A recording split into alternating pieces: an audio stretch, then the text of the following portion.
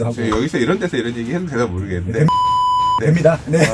제가 오세훈 시장을 별로 안 좋아해요. 왜 안 좋아하냐면 네. 공공연하게 얘기를 하긴 했으니까. 왜 안 좋아하냐면 3차 뉴타운 50개 한다고 해놓고서 네. 안 했거든요. 실제로는 그러니까 1, 2, 3 그러니까 오세훈 시장이 지정한 뉴타운이 한 개도 없어요.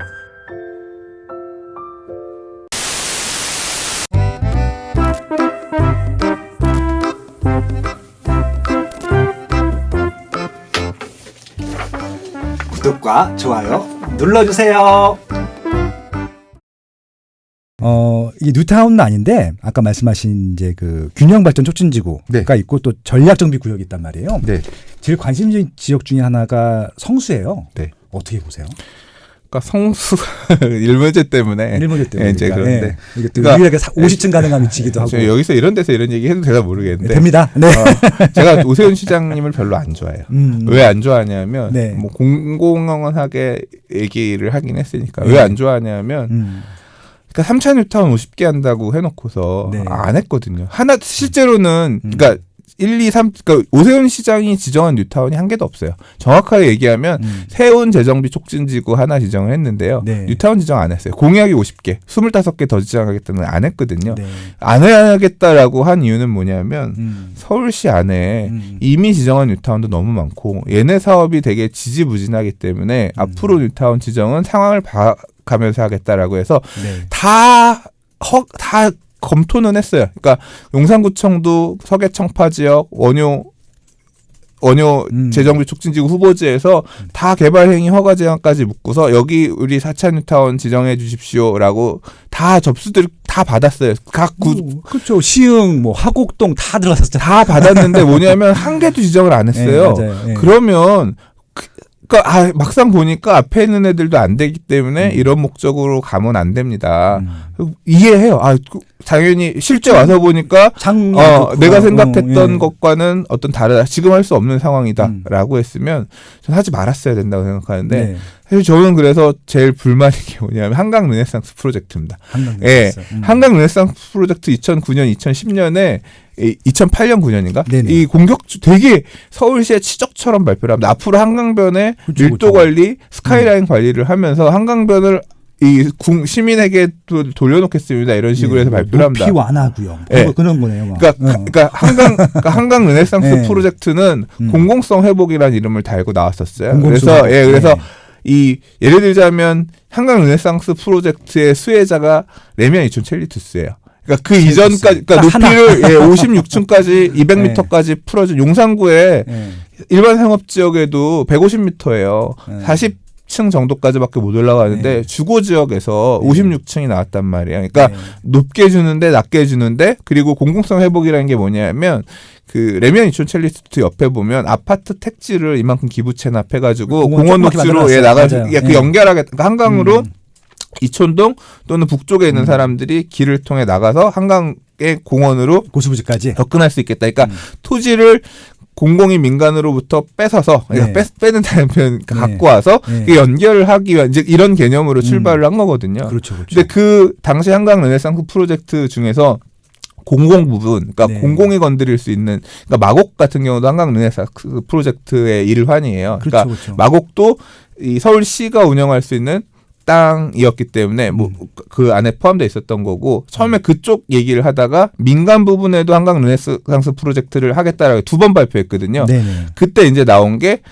반포 전략 정비고요, 압구정 전략 정비고요, 그다음에 합정 이제 재개발 쪽으로 접근할 수 있는 데는 합정 전략 정비구역, 성수 전략 정비구역, 이제 이런 곳들이 있어요. 그렇죠. 근데 전략정비구역은 빨리 여기를 재개발 등의 어떤 이런 형태로 해서 그냥 그림이 그거였어요. 막 50층짜리 집 건물들 내가 알기로는 그냥 주택가인데 한강변에 50층짜리 건물들이 쫙 늘어서 있는 수십 개 동에 늘어서 있는 그림을 딱 내놓으면서 이런 식으로 마치 개발할 것처럼 사람들이 혼란하게끔 다 내세웠거든요. 혹하게.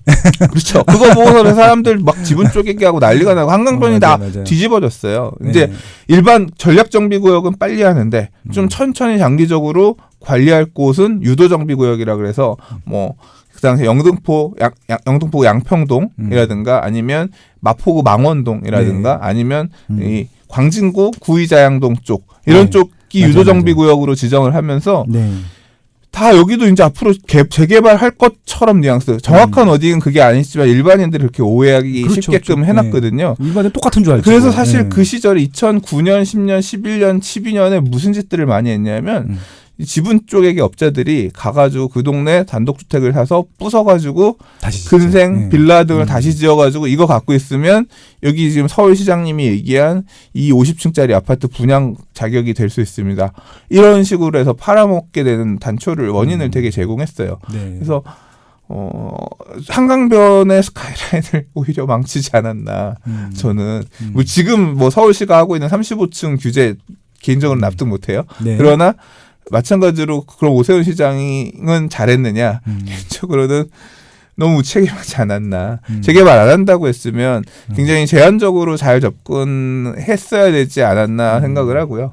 성수 얘기를 하다 보니까 늘어졌는데 그때 한강 르네상스 프로젝트에 따른 이 전략정비 구역으로 지구단위 계획을 수립해서 재개발을 가게끔 한 데가 성수인데요. 성수는 사실 되게 역사가 더 깊어요. 그러니까 원래 뉴타운 지정을 되게 오래전부터 추진해왔어요. 3차 뉴타운 때도 신청을 했는데 안 됐고요. 지정은 못했고 4차 뉴타운 후보지였습니다. 그래서 그 단계에서도 성수가 되면 한강변이고 압구정이랑 마주보고 있고 한강 르네상스 프로젝트 내용 보면 압구정에서 성수 전략정비지구까지 가는 보행자 다리가 만들어져요. 그것도 있고 그다음에 강변북로 전부 지하화해서 바로 이 라인에서 이 한강까지 나갈 수 있게끔 하는 어떤 되게 그리고 그래서 제가 사실 2009년에 성수 전략정비구역 1구역에 굉장히 금매 물건이 하나 나왔을 때 보유하고 있는 집 다 팔고 그거 하나 되게 사고 싶다 이런 마음으로 되게 진짜 살려고 되게 노력했어요. 트리마드 바로 옆에 맞습니다. 그 66평짜리 단독주택이었는데 안 좋은 장이 되니까 내 집이 안 팔려요. 결국은 이내 포기하고 그래서 흑석으로 간 거예요. 돈이 안 되니까 살 수 있는 여건이 진짜 싸게 나왔거든요.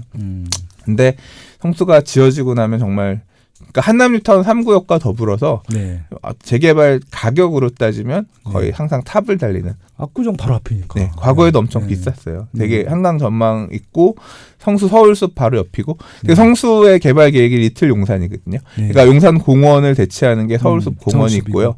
이제 지금은 이제 뭐 공원하고 계획이 바뀌었습니다만 그 3평 연탄 부지 그게 원래 이제 지금 현대 GBC가 삼성으로 갔지만 옛날에 거기에 그 들어가게끔 하려고 하는 생각도 있었고 산업뉴타운이라는 이름도 있었어요. 뭐냐면 성수동은 공장용지 중공업자들이 많아요. 그래서 이제 아파트형 공장들을 주로 짓는데 이제 그게 이제 지금은 도시 재생이랑 맞물려 가지고 이제 뭐 디자인 협동조합인가가 들어가서 지금 뭐 블루보틀도 성수로 처음 들어가 그랬잖아요. 이제 그런 내용들, 그러니까 그런 일자리 또는 이런 것들이 맞물려 있고 한편으로 그 강 쪽으로는 아파트들이 재개발해서, 그러니까 아파트 재개발 사업을 통해서 이제 아파트가 지어지는 이제 양질의 주거 지역들이 만들어질 거고, 그래서 마치 리틀 용산과 같은 딱 보면 공원 있고 밑에 동부이촌동 있는 것처럼 서울숲 있고 전략정비구역 있고 되게 좋다라고 보는데 문제는 뭐냐면 지구단위 계획을 수립할 때 1, 2, 3, 4지구 4개를 같이 해가지고 강변북로 지하화라든가 이제 여러 가지 비용 분담을 하게끔 이렇게 해놨는데 1, 3, 4는 가고 있어요. 그러니까 1, 3, 4가 제일 속도가 빠르고 3도 얼마 전에 조합설립인가를 신청을 했고 났나 모르겠어요. 1은 벌써 했었고 근데 지금 2가 거의 뚝도시장이 있고 있는 그 주변은 2, 3인데 거기가 상대적으로 속도가 더뎠거든요. 그러니까 주민들의 동의가 덜 만들어져서. 그 뭐 일몰제 걸리고 그거 맞죠? 근데 그게 이제 문제예요. 사실은 내년 3월 2일까지 조합설립인가 신청을 해야지 이제 일몰제 안 걸리는데 일몰제에 걸릴 수도 있어요. 근데 지금 처음부터 다시가 아니에요. 빠지는 거죠. 아예 빠지는 거예요? 그럼 강변북로 어떻게 덮어? 그러니까 그러면 그걸 어떻게 할 거냐, 그거에 대한 부담에서부터 이 지구단위 계획 전체가 흔들릴 수 있거든. 그래서 그게 되게 이슈예요. 그래서 서울시에서도 그 내용 관련해 해제되면 어떻게 할 건지에 대해서 뭐 그래서 뭐 얼마 전에 기사 보면 1, 3, 4구역에 추진 이 주체들 조합들이 이 구역에 조합 설립을 빨리 묶자, 독려하자, 어떻게든 빨리 할 수 있게끔 동의를 하게끔 하자. 뭐 이제 그렇게 하고 있는 상황이고. 네. 될 수 있을지 없을지는 저도 잘 모르겠어요. 뭐 아. 들리는 얘기에 따르면 되게 면적 기준의 동의율이 안 맞춰져서 힘들 거다라고 얘기하는 사람도 예. 있고, 또 내부적으로는 이미 몇몇 그러니까 그 동네 대지주들 많이 갖고 있는 분들 이런 사람들을 설득하면 되는데 힘싸움 하는 거다. 그러니까 더 많은 걸 얻어내기 위해서 안 해주긴 해줄 거다. 그래서 안 될 거라고 생각하지 않는다. 그렇게 말씀하신 분도 있고 그래요. 근데 이제 내년에 결판이 나겠죠. 아무튼 이것도 일종의 재개발이잖아요. 재개발이죠. 어렵네요. 진짜. 그러니까 이게 이해관계인의 어떤 그 내용들을 이게 네. 돈하고 맞물려 있는 거예요. 다. 그렇죠. 그러니까 네, 어렵다. 이게 공동의 이익을 위해서 사실 이런 경우도 있을 수 있거든요. 네. 생각해 보세요. 내가 성수 2구역에 땅을 갖고 있어요. 근데 이 동네가 과거에는 되게 낙후되어 있었던 주거지역이고 한강변이긴 한데 네. 근데 여기가 재개발을 통해서 50층짜리, 뭐 50층 줄지 35층이 될지 모르겠지만 싹 아파트 단지로 다 바뀐대요. 네. 근데 그러면 나는 재개발이 여기도 똑같이 돼서 아파트가 되는 게 좋을까요? 아니면 그냥 땅이 남아있는 게 좋을까요? 아유, 돼야죠.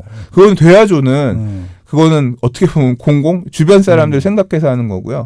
그냥 말을 좀 바꿔서 압구정동에 아파트들이 쭉 있어요. 네네. 그죠? 근데 압구정동 그 블럭 하나가 그냥 내가 건물을 지을 수 있는 땅으로 그렇게 남아 있어요. 그럼 그 땅 갖고 있는 사람 생각은 어떨까요? 거기 아파트 돼야 돼요? 아, 그건 자기 거니까. 완전 그러니까 뭐냐면 그런 거죠. 주변에 옛날에는 2억짜리, 3억짜리 빌라 살고 있는 사람들이 소비해주는 상권이었다라고 하면 그렇죠. 30억짜리 아파트에 사는 사람들이 소비해주는 아파트 단지 내 상가가 아니라 그렇죠. 내 땅이 되는 거예요. 금싸라기 땅이 되는 거예요. 부르는 게 값이 되겠네. 네, 그러니까 그 지역에 대한 가치에 대한 평가가 그러니까 그 사람들은 그런 고민을 할 수 있다는 거예요. 맞죠. 재개발 사업은 그러니까. 대승적으로 갈 수도 있다고 보지만 안 되면 나는 완전 알짜가 되는 그 땅을 내가 여기다 건물 지어가지고 갖고 있으면 이거 그러니까 이게 돈. 예, 그러니까 이 재개발 구역의 해제도 보면 네.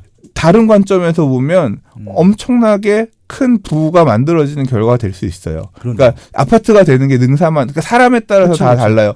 이 구역 안에서 그러니까 그 해제되는 지역에 빌라 갖고 있는 사람 같은 경우는 아파트가 무조건 돼야지 무슨 소리야겠지만 헐고 빌딩 건물을 지을 수 있는 사람은 야 나는 압구정동에 콕 박혀 있는 알짜 상가 돼지 100평짜리 미니 꼬마 건물을 갖고 있어. 이건 얼마짜리냐? 뭐 이런 개념이 될 수 있는 거기 때문에 이 설득이 진짜 쉽지 않다는 거예요. 네. 그래서 아무튼 성수 전략 정비구역도 진짜 굉장히 많은 이해관계 얽혀 있다. 네. 알겠습니다. 시간이 다 돼서 질문할 게 많았는데 반도 못했어.